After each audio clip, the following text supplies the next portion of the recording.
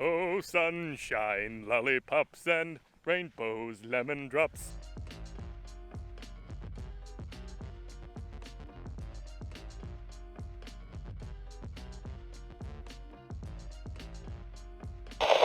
Hello, post-production Uncle Hodge here. Just finishing editing this video, and it occurred to me that I didn't really explain myself very well. So this video is not a review. It's not. I'm not sandbagging JSB King 25s or anything like that. This is just me trying some stuff out on the range. So think of it as entertainment. Don't think of it as a review.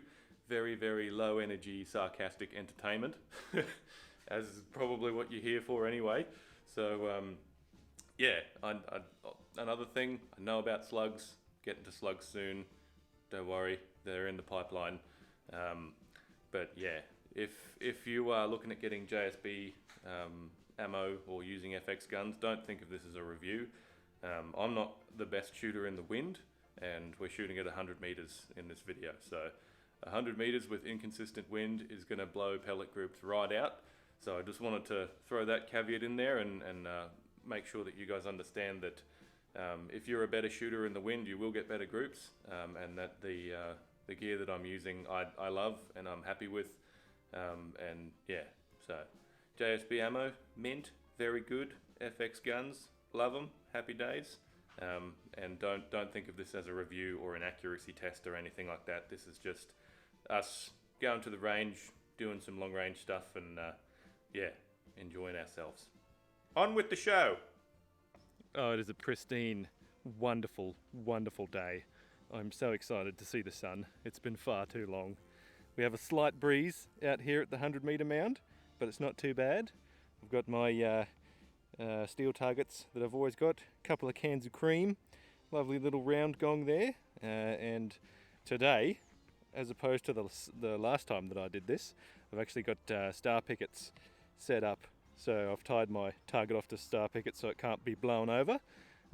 Hopefully that won't be an issue anyway, because if you have a look at the grass, it's barely even moving at all. We've got a little bit of wind, but not too much to deal with. So I'm actually going to try and use the JSB King 25s today instead of the King Heavies, and see how that goes. See if we can get some nice groups on the 100 metre mark. So aside from just, you know, enjoyment, the main reason I'm doing this today is just because I've never actually shot the 25s at 100 meters before, or not to my recollection anyway. I may have, but I don't ever recall getting any good groups at 100 meters, so I think we'll give that a go today and see how we go, just out of curiosity and to enjoy this lovely day.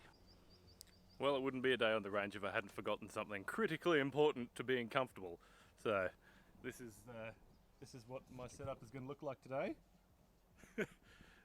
I'm just, I guess I'm just lying on the ground like a hobo.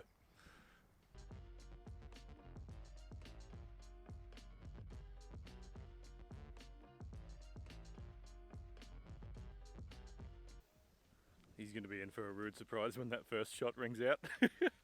It's a little bit louder than what I normally do. I've got my gun cranked down onto the A setting, which is about 910, 920 feet per second. So at 100 meters, I think it's about 5 mil of elevation. I haven't actually got my Strelok Pro app set up properly for this, so I'm just going to use 5 mils as a base mark, and 0 on that the big round gong. But yeah, so it will be a little bit louder than it normally is, but I can hear my neighbour over the way. He's got red gum cranking and he's got a circular saw going, and there's yeah, I don't think we're going to bother anyone too much today with a 900 foot per second shot. So happy days. Apologies in advance to my cormorant friend. Predictably, right as I'm about to shoot, the wind picks up. No surprises there. Coming from behind me like it was last time though, so I'm not going to spend too much energy trying to figure it out. I'm just going to go for it and see where we end up. Alright, we'll start with 4.9 mil of elevation, see where we end up from there. Well, I decided to put that one on the figure 11 because I've realised I forgot to change my power settings, so We'll change it down to A now, so that we're somewhere a little bit closer than we should be.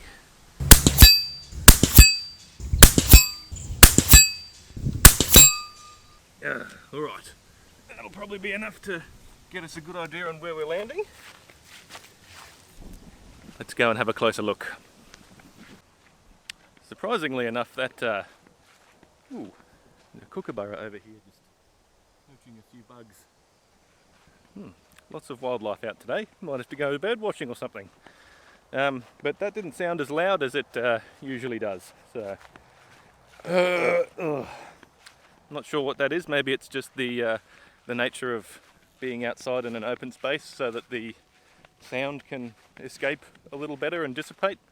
Not sure. But when I was using it on my shorter range along that tree line yonder, it seemed to be quite a bit louder. So who knows?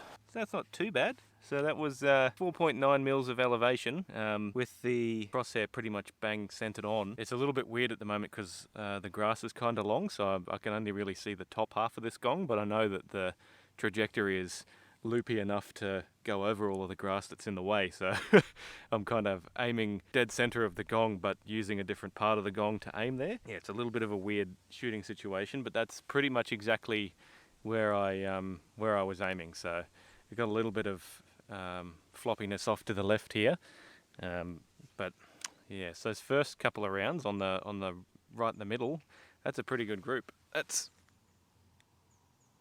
3 fingers, so just over an inch, and then if I can clean up my act and stop throwing them so far to the left, we might be in for some stellar performances today. So I'll go back down the range, down to the firing point, check that and adjust with my mill reticle, and then I think we'll move over onto these paper targets and see if we can get a nice paper group or two. That's really why we're here today.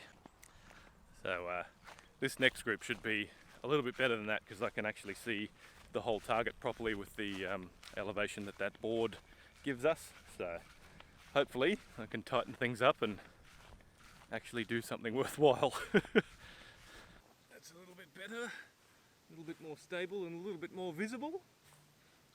Here we go. Target on the right. Big one right in the middle. Looks like that one dropped a long way off to the bottom right. Well, same point of aim. Who knows? Yep, looks like we're going low and right. It might be a bit too heavy of a gust of wind. We'll let that one pass.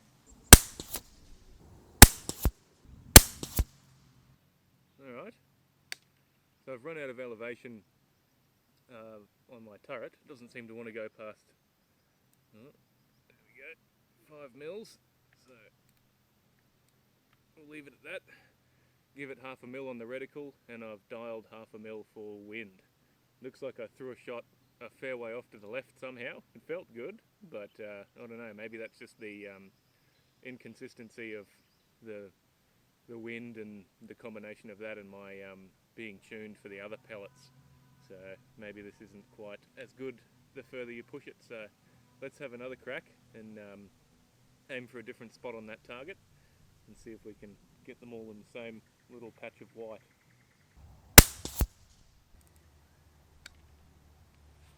Wrong way.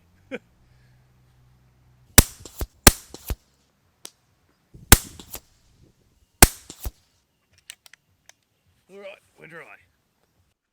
That didn't look very good through the scope at all. So, this is my first group, which is pretty good. There's my finger there. That's not bad at all for a 100-metre group, except for this little bastard over here that's floated off in the wind. Very frustrating, but nice close vertical dispersion. So I guess the velocity is fairly consistent. And then we come up to the group that I adjusted off for, and we're all over the place again.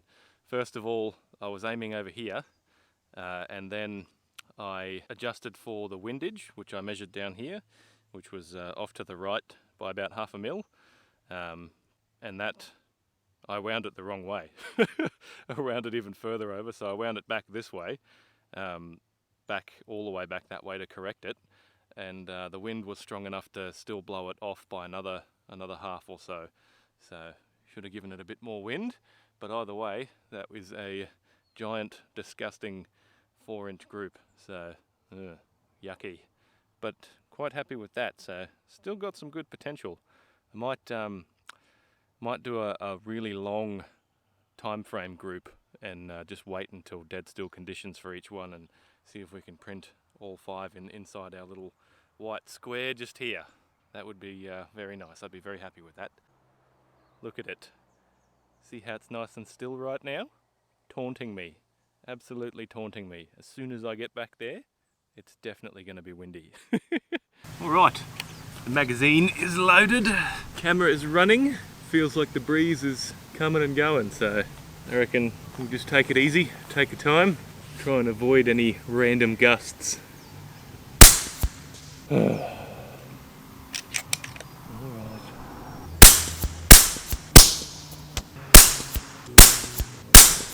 Not looking super consistent. And the wind is back with a vengeance.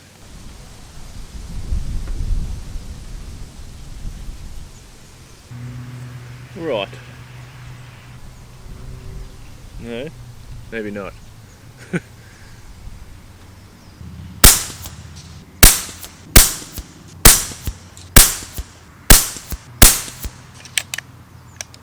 Alright, a little bit of rapid fire while the wind is down. Let's go and see how that turned out. Looked like those last 5 real quick shots that I snapped on there in that lull of the wind were pretty good, so maybe that's the key. Maybe wait for the wind to pass as much as you can and then just hammer down. Just smash them on in there while you got the time. So here we are. Looks like it was a fairly big spread once again. We've got these ones on the left over here. That one and that one are both from this group here. And then we've got the rest of the group. That was my first shot down there. Dropped off for whatever reason. Seems like the first shot after coming back to it, after the little sort of 5-minute break, I have to come down here and check out the target and set everything up again. Seems to drop it right off down the bottom. So I'm not really sure, because it's happened on these ones as well. It's been a bit low or a bit left or a bit whatever. So maybe I should double check what my regulator pressure is doing on that first shot. But the rest of them, all up around in here. These last few of them, probably those 5 there. I'll have to double check the video when I knock it all up. But it looks like they're all pretty close. They're all sort of 1.5 inches, you know, 3 fingers-ish. Those were the ones that I shot in the lull of the wind, and then we've got all these other vagrants wandering around here, there and everywhere. So yes, I'll give it one more go, I think. We might move back onto this target over here where we've got some nice clean squares, and wait for the lull in the wind and then just smash them all down as quick as I can. That'll probably be the go. Looks like we've got a bit of a lull in the wind. Quickly now. 5 shots as fast as you can. Don't be precise at all. Get them all in the same spot. Looks about the same as the other groups. Try one more. Alrighty. Not sure how that went. There was a couple of slight changes in the wind that happened before I could finish my group. But as far as rapid fire groups go, I think they're probably going to look pretty good. So let's have a look. So nothing outstanding. There you have it. That's my first group there. 1, 2, 3, 4, 5, I think. I think that might be number 5. Could be wrong, could be wrong. These other groups here, this one and this one, they were shot a little while ago at 50 meters, so ignore them. And this was my last rapid fire group over here. So we've got 1, 2 touching each other, which is pretty good. Pretty happy with that. And then we've got the rest of it blown out to the left, so that's a good 3 or 4 fingers. That's a pretty big group, that one. I wouldn't be super impressed with that. And these other ones here, this is from the other day as well. That would have been 100 meters with the King Heavy Mark IIs. But over there on that fence line where the wind is actually coming in at a 90-degree angle, so that's why they're blown out so much. But ignore that. These ones here, that was my last rapid fire group. So not terrible, but not very impressive. It's, yeah, 3 fingers hole to hole. So, oh well. All you can do is what you can do on the day.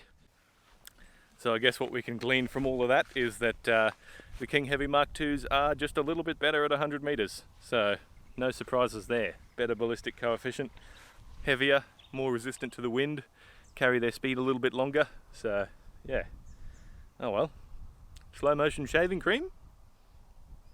Yes, slow motion shaving cream. All right, we'll go and directly side on this time. Different angle. Run back before we run out of phone memory. It's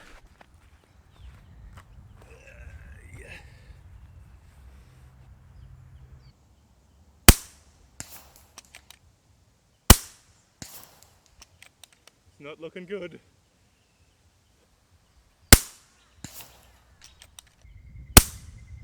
Oh, that's one down.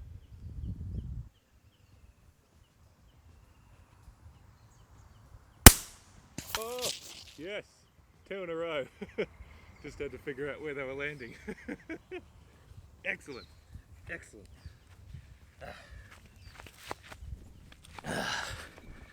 Back we go.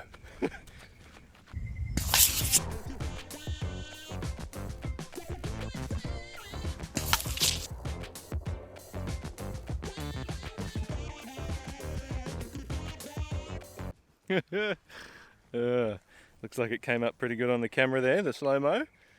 A little bit disappointing, some of them just fell, like that one just fell straight off and spooged around everywhere, but this looks great. This is Christmas in July, even though it's, you know, April, but whatever. Let's have a look at the cans. See where we got the hit. Looks like that one was hit right in the base. Was it?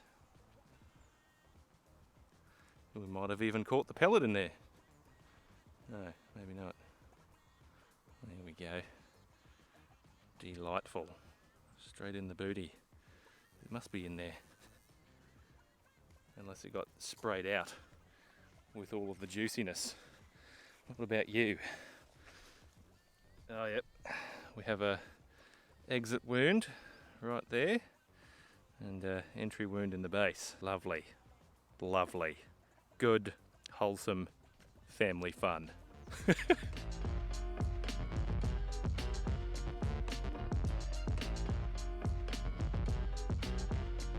Well, unfortunately, that's all we've got time for today.